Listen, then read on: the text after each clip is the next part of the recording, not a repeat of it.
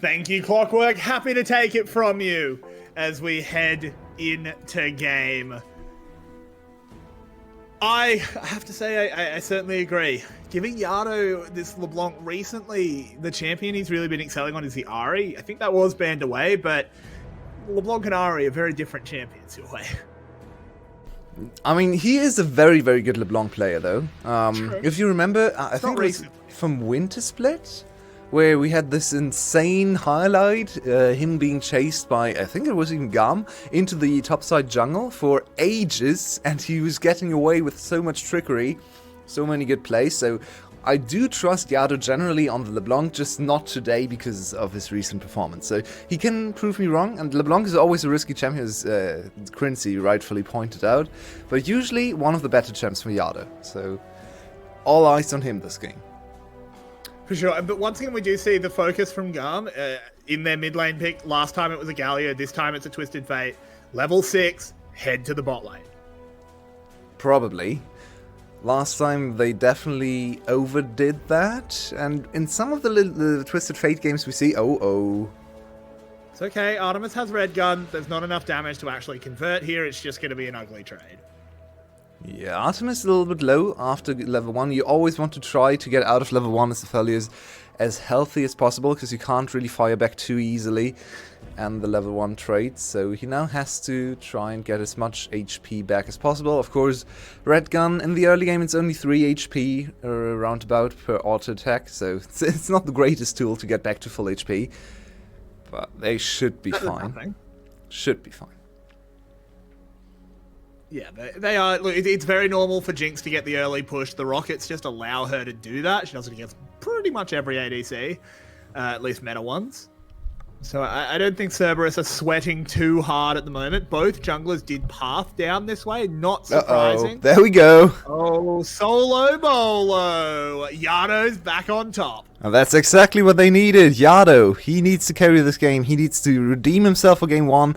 And that's the perfect start. Abusing Kati in the laning phase. Also something Quincy pointed out in this matchup while LeBlanc potentially came in. Fook just has to flash away. Can't fight Levi. Not at that health total. Yado not in a position to roam over to help. You have to just back away. Fook? What? Okay. Has the W to the minions, but they don't want to let him go. They've ignited him. They've taken him down. Shocker. Ay, ay, ay, ay, ay. What did you Team just Carrix. do, Fook? Team Carrix is eating really good tonight. I'm just saying. Kinda, yeah. Definitely. Putting in some good arguments for you, as we see the solo kill. Kati, there was a red, yellow card. You started with the yellow card. Not the quickest reaction to lock that one in. I'm not entirely sure if you would have been able to get away anyway, but still, not the greatest look. Artemis just used this purple gun, so you can't lock down B. B should be fine. And this bot lane is closely contested, but it seems like Cerberus has to put in so much work to just stay in even lane positioning, while Stahl just uses his auto attacks to push back. Yeah, and I mean, that is the power of Jinx. Of course, once we start leaving lane, Aphelios will have a lot to say for himself once he gets a few items under his belt. But early on, just having AoE on your auto attacks is kind of overpowered, not going to lie. Not that Aphelios is unable to do that, of course. Right now, what he's do actually... we actually think about Tom top? I want to just move on to that while we're looking at it. Is it not just trolling after the mini rework? What was it not just trolling before the rework in professional play? I don't know. It's a Pun classic.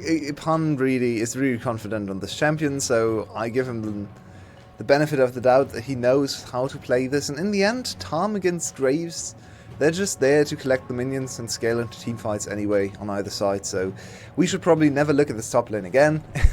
No one's interested in them just killing minions. It's very even. That's credit to Pun. He knows how to do this. And no ghost, so didn't actually go for the aggressive route that Quincy maybe teased a little bit, with Tom going for maybe Ignite and Ghost and trying to run down Graves, a little bit like a Tryndamere. Really big, fat Tryndamere. Yeah, Tryndamere after Ashe left him. Oh, poor Tom. Oh, there's a collapse coming in. This is really tasty here. There's a purple gun for Artemis. He can get the lockdown. As soon as he presses that Q with the Infernum, Styles in a lot of trouble. Styles will be taken down. They're already pathing the right way to find to get way out. Can they get this second kill? Yes, they can. As it goes over to Ron OP. Lovely stuff there from Cerberus. The last few seconds were a little bit cringe. I think Artemis could have definitely gotten the kill there, but in the end he walks away with not a single kill from this play. Yardo is fine. Gets ignited. Or is he? Okay, just trade the Twisted Fate ult for a flash. That's a positive in terms of cooldowns for Cardi. Yeah, that's very, very good for Carti, because that's all the summoner spells. As we have another look at the spot lane gank, it's super obvious. There's nothing GAM can do. They see 3 members approaching. They already know they're dead. Really nicely done from Artemis in his sidestep there on Beast W. In the end, it doesn't really matter too much. That was an ugly hook. Yeah. That was an uggo hook. Yeah, the kill goes over to Ronapi and to Fook, so Artemis, the main benefit, not the main carry. Beneficiary is the word I was looking for. Thank you very much. And that is a little disappointing for Cerberus, but it's still 2 kills, so they can certainly make work.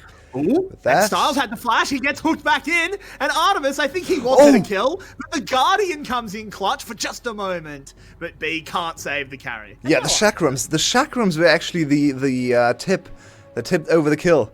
The auto attack alone was not enough to kill him there, and if it's green auto attack, I think Style gets away, but of course 2 or 3 Chakrams stacked up, and that's about 20-30 damage. That was enough to get the kill. So now finally Artemis is able to get the kill, and this is why Aphelios is picked into Jinx. If you can assist with a good support setup, a good support matchup as well, then Aphelios can really pressure the Jinx and get some solo kills. It happened in the first series as well, with Shogun playing out of his mind on the Aphelios. And now once again Artemis set up for success. 1-0-2 gets another plating, as yeah, it's just overextension for Style. You just can't walk up there, Style. That's just silly. Once again, really good movement from Artemis though, dodging the chompers to make sure he can actually continue the chase. And there's a lot of pressure on this map for Cerberus. This is exactly what we needed to see. Bot lane is winning, mid lane has constant pressure. Fook, yeah, he died to Levi and he's fallen behind in the individual farming matchup. But as long as he enables his bot lane, oh, it's another catch. As look at Artemis just dominating the play. Uses that red ult to try and heal up as Yardo joins the party. He's kind of gate kept by the chompers though, but now they walk under tower. The quickness is there from B. It's a lot of zoning. Really well played there to deny Artemis participating, as he will not get the kill. They will kill Style, of course. Now Yardo, moving forward, has the ult, but doesn't rip it out. Doesn't want to go into Cardi. So that is a kill. That is going to be plates traded for a Herald. So much time invested, just 1 kill. Doesn't really seem to be worth, but in the end, there's nothing really GAM can do to retaliate. Apart. Exactly. So they're actually getting the gold in the end anyway, and 1 more kill doesn't really change too much about the play. Once again, not able to funnel the gold onto their carries though, which is really disappointing once again.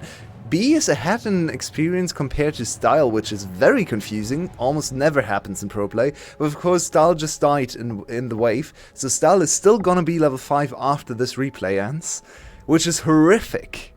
So GAM on the other side is very happy that they didn't have to contest the Rift Herald with all their members, because level 5 Jinx is not a very good asset to have.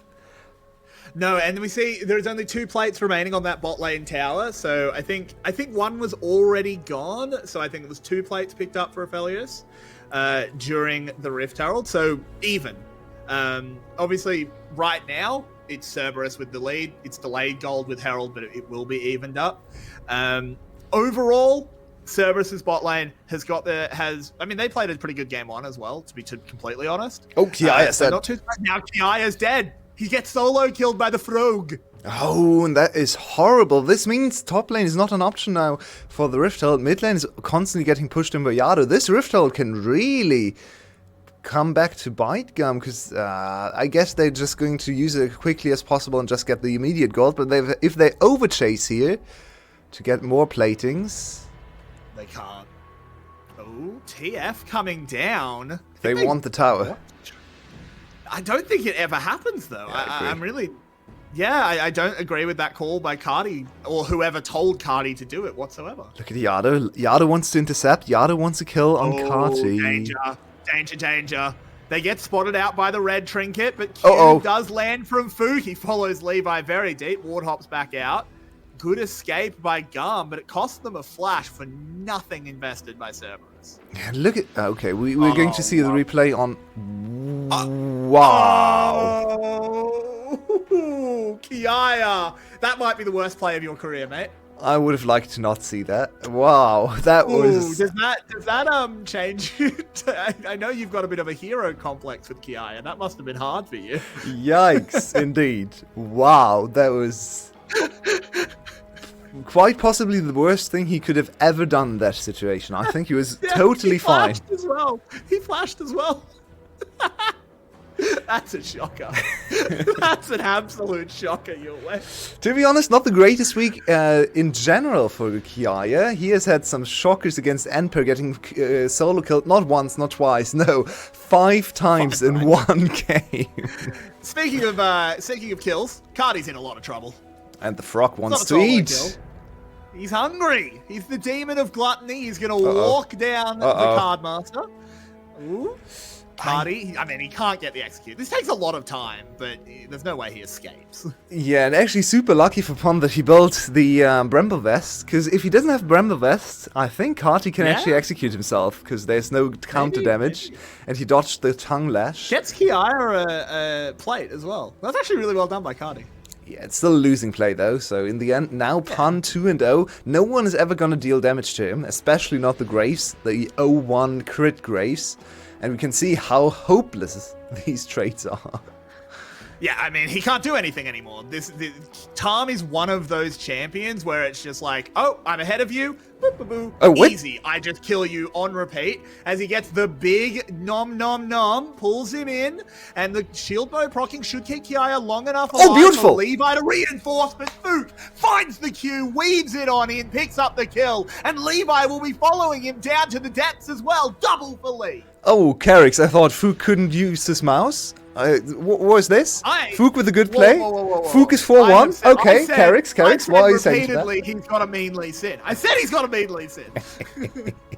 Yeah, Fook is the problem. School of thought from Carrix. One play still happens. That blue buff play, hello? Okay, let's get back to the game as Artemis collects another huge injection of gold. And Kati is not able to use this yellow card today. Wow. Kati just walked up, tried to defend the tower, and failed to pick the card.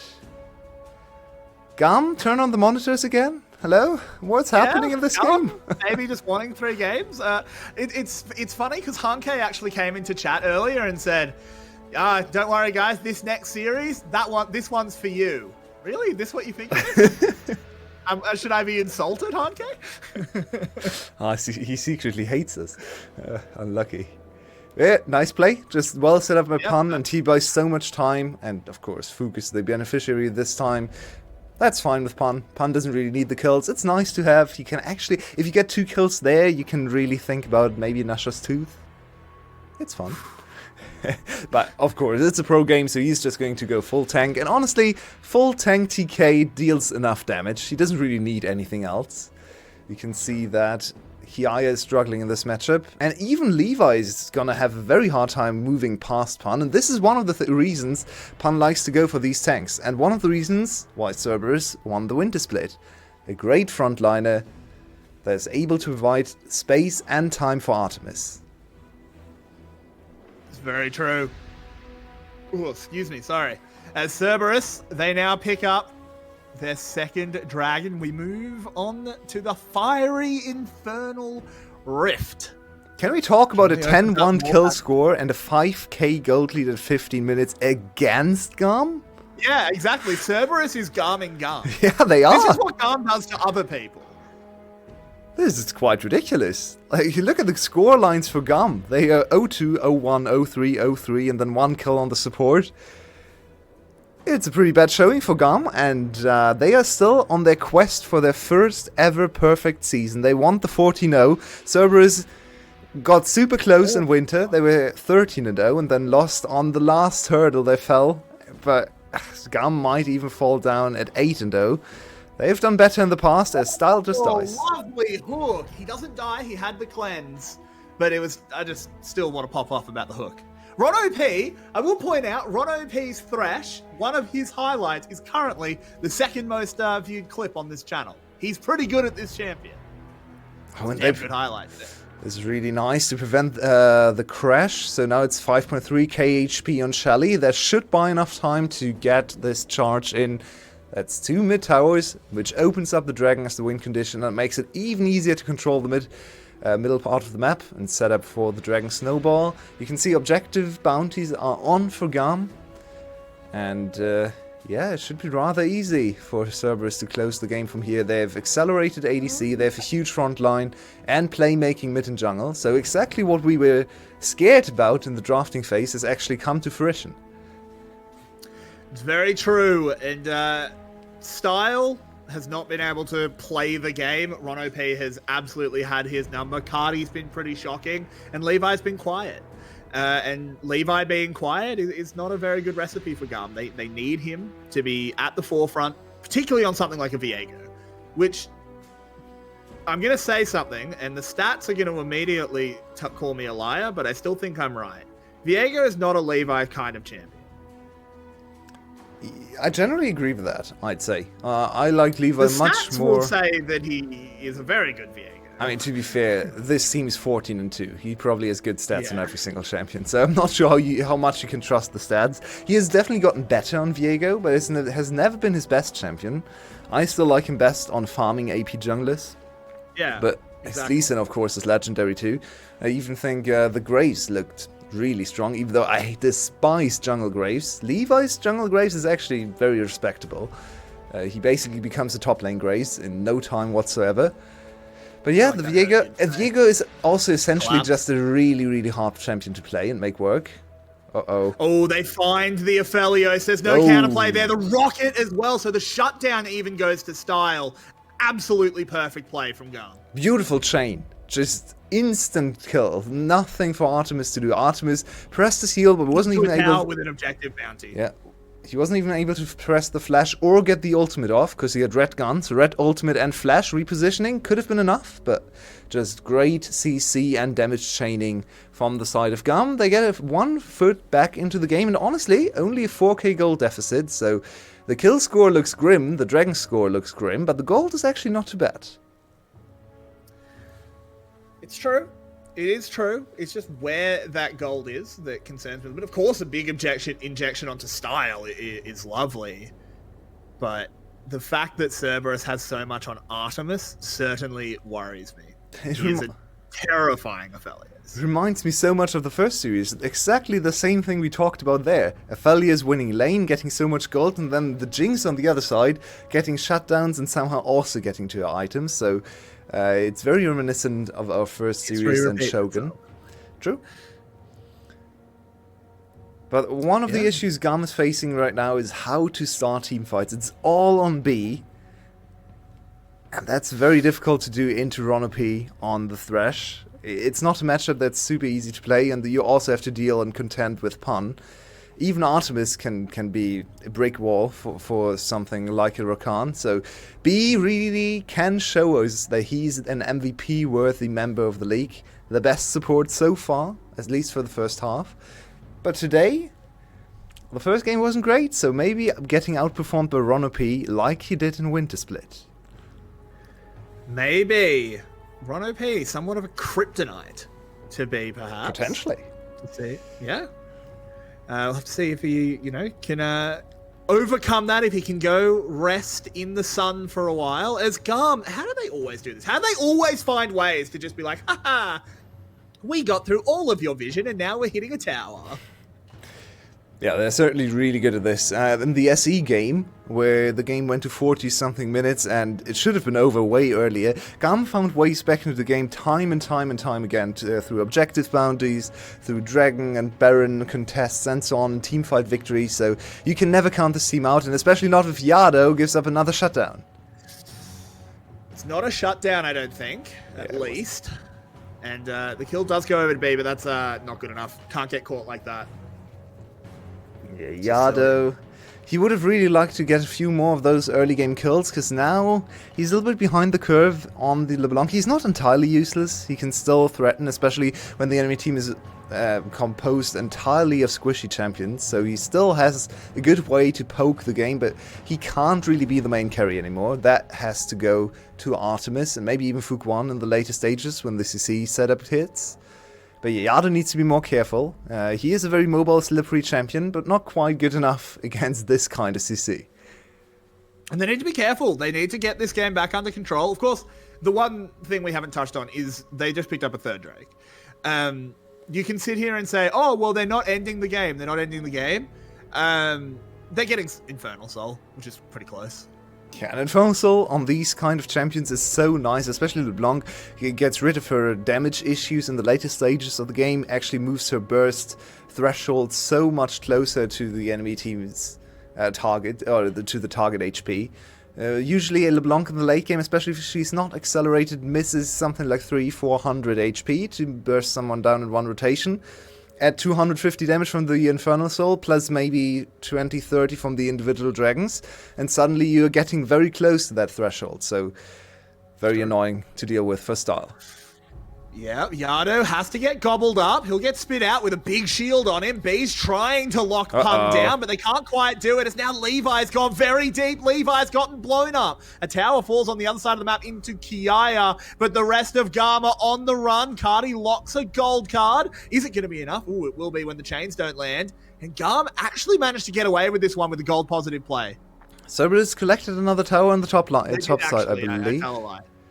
So yeah, but the gold is still close. Gam is able to find place and find sneak objectives on the side lane. Cerberus is not really too great at dealing with those kind of split pushes, but if they can get the Baron, it doesn't matter. A little bit of gold, who cares? You get the Baron, you can open up the map and can actually get the inhibitor line. Red and white, rather nice against the Baron. He's kind of failing to get chakrams though. Here we go. And Kiaya. It doesn't have red anymore. Switches over to the green. They want to fight. They want to fight instead. Now, Pun has found style. When you've got this much zoning, you would like to fight. They immediately blow Cardi up, doing well. Aphelios getting that one is great, as Pun is just a menace. The Pun V9 is reactivated. I hope Rebel is here to watch this, because it's his Pun V9 angle. He's finally back. He has finally recovered from his slump, and he's showing us the Sion and now the Tahm Kench. Two Pun mainstays. Can he zone off Levi? Levi's going invisible, but he doesn't have the E close to the Baron. Yeah. So I don't think there's really an angle for him. Get spotted by the blue ward. Yeah, he tries to sneak into that topside bush, but there's already the trinket ward there.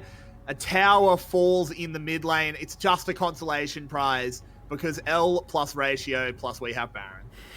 Still a good rotation, still a good map read for GAM. I'm really impressed with how they've handled the deficit. They've gotten better and better at playing from behind, especially in this split. They've shown us so many good macro concepts and how to rotate across the map, even not even just from behind, but also how to rotate in the early game with the rest of their players and reassigning lane assignments. But in this game, getting objective bounty after objective bounty, this time funneled onto Style. Now Style is still behind a whole item, or almost a whole item, and Artemis is much, much stronger, but at least they're moving the needle a little bit closer. They're going in the right direction your way. Unfortunately, it's only 40 seconds left on the timer that will end the game almost 100% of the time, because there is a dragon spawning. That there is. But if you ever needed to call upon a miracle, Levi will often answer. So who knows what can happen this game? I will never say a game is over until I see Garm's Nexus explode. Yeah. I will never count them out. I have been burned on that too many times. We have seen way too many comebacks from this team, out of nowhere, from positions they shouldn't be able to win. Almost happened against SPTC this week, in fact. So yeah, certainly need to be careful with this one. But Cerberus is one of the teams you should trust with actually carrying this Cardi kind of lead.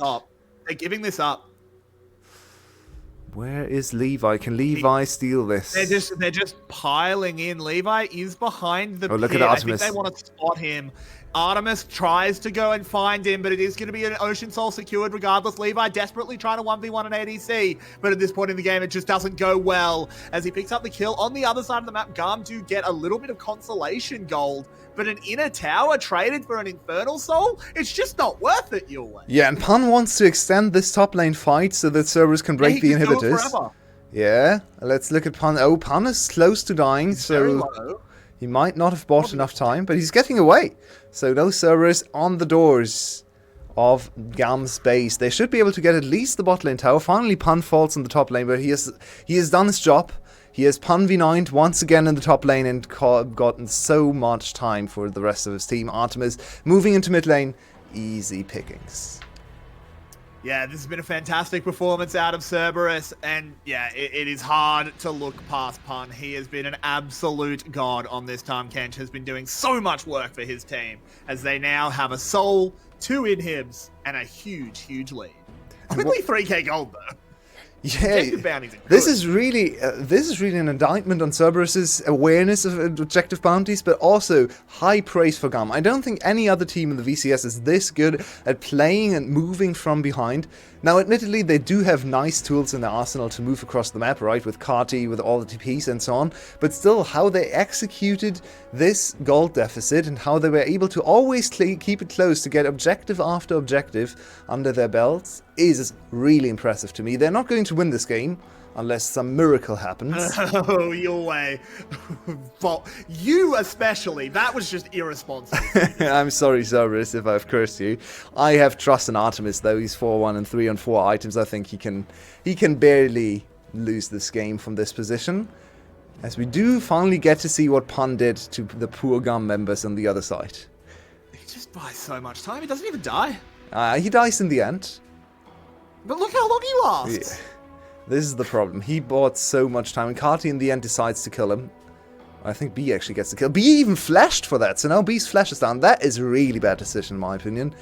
You need the flash to get on top of Artemis. How are you ever going to lock down Artemis when you blow the flash on Cerberus' top laner? Yeah, it's silly. But the third inhib is under siege. I always say if you're going to fight, you have to fight before your third inhib goes down. I feel like it's just too hard once there's double super minions. Yano flying deep into the backline, takes Cardi down to within an inch of his life. But for now, GAM survive. Cerberus, I don't want to see you let this go to Elder. I don't want you to do that flip. I want you to try and end the game before then, as Artemis takes a hell of a lot of damage. Not hit by the collateral damage, though. Fook's in trouble. They might just leave him to the wolves and try and get the rest of them out of there. He's found a path. Pun once again drawing 3 members of GAM's aggro to even just have a chance to kill him. Yado has fallen as well. And oh no, you'll wait, a bit of GAM magic coming online as 3 members have died. The rest have a blast cone to get away. And Cerberus, you are being saved by no objectives being up right now. Yeah, you can say that again. That was a risky overextension. I think Cerberus gets another shot. But this buys a lot of time to just clear waves and get so much experiences, especially for GAM players. They do have a Jinx, so they will not struggle to kill even double super minion waves, even from 3 lanes, if they ever stream into the base. They're actually kind of far away from the base now, because GAM has spent so much time. Kati's going to struggle a little bit more, because these things buff each other. So they're very scary to deal with on this utility mid laner. But it's still a lot of gold into the pockets of GAM. Look at the gold lead. We are almost looking at less than 1k. And Cerberus is... Yeah, Cerberus is 3 inhibitors down. How is this possible? It's just bad target calling by Cerberus. It was split shot calling. It's what we saw in game 1, the big team fight that turned that game into a dominant GAM win. It was split shot calling. They need to find their voice. They need to play together, or this is what happens. Yeah, also just not enough space in to reposition in the enemy base. Like Artemis just had to leave the fight and then wasn't able to re-enter. Cerberus still has 3 inhibitor waves streaming in, so this Baron should be easy. 1.5 minutes to the Elder Dragon, if the game is still alive at that point. That could be another comeback for GAM. But I don't want it to be. I'm testing you, Cerberus. It shouldn't. Don't let this Elder spawn. It really shouldn't. As they do push in once more. Pun buffing up this mid wave. It's so hard to clear double supers with Baron. If they can't end here, You may as well FF as Cardi comes in on the flank. Don't dedicate too much to coming and saving him. The gobble's already been used, but Artemis, he's okay. He's Cardi. He's dead. He has red gun, but he goes down. This is a disaster, and GAM's team fighting is just too good. They can't do it your way. GAM are just better. 40 seconds on the Elder Dragon. Can they get to the Elder Dragon in time? 40 seconds also the time on Artemis. They do have a few seconds to work with. But he has to walk there. Exactly, but there's also the super minion waves you have to defend against because there's barely any structures in your base standing. 10 out of 11 towers are down, only one Nexus tower remaining. So GAM is going to take some time to actually get out of their base. They can use 2 members, or maybe 3 members to get the Elder Dragon. Fook is still dead for 15 seconds. Yardo has to find a sneaky angle. They does. don't know where he is. If he kills Levi... He one-shots Levi. But Levi's going the other way. It's not worked out. Okay, look at the timers. No one's walking through it. Pun's teleport is very close. Artemis is alive. Fook is alive. They're walking out of base. It's not going to be in time. This goes down. This has to be a miracle steal. It's not going to happen. And Yulway, you evil little warlock. You evil little goblin. You said you had faith. How is this possible? It's a huge mistake by Pun, honestly. Using the ultimate to save the Thresh can never be the call. There's so much dive onto your Aphelios. He is the president. You need to protect him. Who cares about Thresh going down? You can still win the fight even if your Thresh goes down. Huge overextension. Once again, they fall to not being able to position correctly in this very contained space in the enemy base. There's so little to work with there, and they're really struggling to put up a good team fight against the range advantages on the side of GAM. Honestly, also huge I'm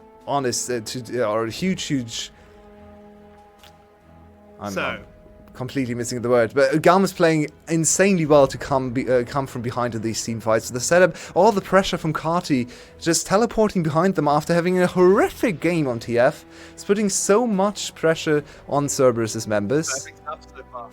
The one saving grace here for Cerberus is that only 1:20 left on Elder. It's unlikely that they can actually end a game in that time. Or at least that GAM can. Oh no, are they off to the races? GAM can't race, no, and they know. Are being called. The backs are being called. This is good by Cerberus. Just keep the pressure up so that GAM can't actually constitute a push forward. You just need to survive for a minute, reset, and then do it again. Still one tower going over to GAM, and all the inhibitors have respawned. Look at the experience breakpoints. Almost everyone in GAM is now ahead. Kiaya 2 levels ahead of Pun after getting solo killed in lane. Kiati is on even ground against Yardo. Levi's a level ahead of Fook, and Stahl is very close to getting to level 18 as well. The support position has a 3-level gap, and Fook! Oh no, Fook! You've got to be a bit safer. Your wolves are not worth it, mate. Look at these breakpoints in the gold department as well. 3k in favor of Kiaya. Even gold for the ADCs. This game is now a 5k gold lead for GAM. Can you believe it? After that early game, GAM is 5k gold ahead. And the fact is that this is execution now. The Infernal Drake maybe equalizes that gold. Yeah. But it just comes down to, does Artemis live? Yardo? He has a Kench. Yardo, that's an absolute shocker. The Tahm Kench can't do anything. What a throw. There is no other word for it. This is an absolute shocker as Levi has Artemis? all the health of the Kench. Artemis tries to make it happen. He gets one. He's got a lantern. Can he actually click it? No. That's game. That's game. Can't. That is game. What an absolutely ridiculous comeback by GAM. Cerberus, they will do their last stand, but Fook can't find it. I cannot believe they've managed to come back. I cannot believe Cerberus has managed to throw. Absolutely maidenless behavior from the dogs. I'm not happy with them whatsoever as the push comes in, and what should have been 1-1 has become 2-0. It's a 3 inhibitor comeback. We almost never get to see these. Should never happen. Less than 1%, I believe. Happen. Less than 1% of 3 inhibitor games are